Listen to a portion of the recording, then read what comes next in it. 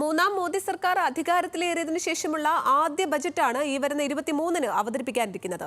2027-നകം ലോകത്തിലെ മൂന്നാമത്തെ വലിയ സമ്പദ് വ്യവസ്ഥയാക്കി ഇന്ത്യയെ മാറ്റുമെന്ന പ്രധാനമന്ത്രിയുടെ പ്രഖ്യാപനം നിലനിൽക്കെ അടുത്ത 5 വർഷത്തെ സർക്കാർ അജണ്ട എന്താണെന്ന് വ്യക്തമാക്കുന്നതായിരിക്കും ബജറ്റ് എന്നാണ് വിലയിരുത്തൽ.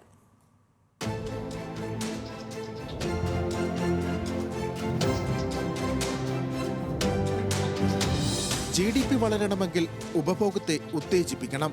സാധാരണക്കാരുടെയും ഇടത്തരക്കാരുടെയും കയ്യിൽ മിച്ചം പണമുണ്ടെന്ന് ഉറപ്പിക്കുകയും അതിലൂടെ വിപണിയിലേക്കുള്ള പണമൊഴുക്കിനെ പ്രോത്സാഹിപ്പിക്കുകയും വേണം. പണപ്പെരുപ്പം തലവേദനയായിരിക്കെ വിപണിയെ വീണ്ടെടുക്കേണ്ടതും വെല്ലുവിളിയായി ഒരു വശത്തുണ്ട്. വമ്പൻ ഇളവുകളൊന്നും പ്രഖ്യാപിക്കപ്പെടില്ലെങ്കിലും ആദായ നികുതിയിൽ, പ്രത്യേകിച്ച് വ്യക്തിഗത നികുതിയിൽ ഇളവുണ്ടാകും എന്ന പ്രതീക്ഷയുടെയും അടിസ്ഥാനം അതാണ്. ഒപ്പം സർക്കാരിന് മുന്നിലുള്ള ഇക്കഴിഞ്ഞ സാമ്പത്തിക വർഷത്തിൽ കോർപ്പറേറ്റ്, വ്യക്തിഗത ആദായ നികുതി ഉൾപ്പെടുന്ന പ്രത്യക്ഷ നികുതി വരുമാനം പ്രതീക്ഷിച്ചതിനേക്കാൾ കൂടിയതുകൂടി പരിഗണിച്ചാൽ നികുതി ഇളവിന് സാധ്യത കൂടുതലാണ്.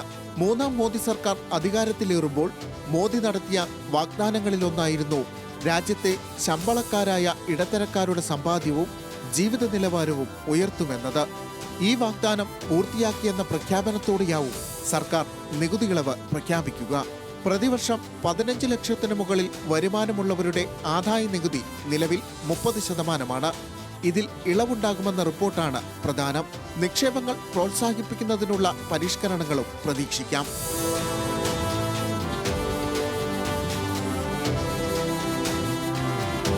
ബാങ്കുകളിലെ നിക്ഷേപം പ്രോത്സാഹിപ്പിക്കുന്നതിനായി സേവിങ്സ് അക്കൗണ്ടുകളിൽ നിന്ന് ലഭിക്കുന്ന പലിശയിൽ നികുതി ഈടാക്കാൻ 25,000 രൂപ പരിധിയായി ഉയർത്താനുള്ള നിർദ്ദേശം പരിഗണനയിലുണ്ടെന്നാണ് ദേശീയ മാധ്യമങ്ങൾ റിപ്പോർട്ട് ചെയ്യുന്നത്.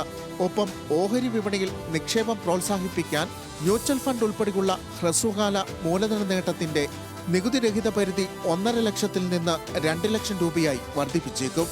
വ്യക്തിഗത സാമ്പത്തിക കൈമാറ്റങ്ങളിൽ കൂടുതൽ ഇളവ് അനുവദിക്കുന്നതിന്റെ ഭാഗമായി നികുതിരഹിത സമ്മാനങ്ങളുടെ നിലവിലെ പരിധി 50,000 രൂപയിൽ നിന്ന് 1 ലക്ഷമായി ഉയർത്താനും സർക്കാർ പദ്ധതിയിടുന്നു.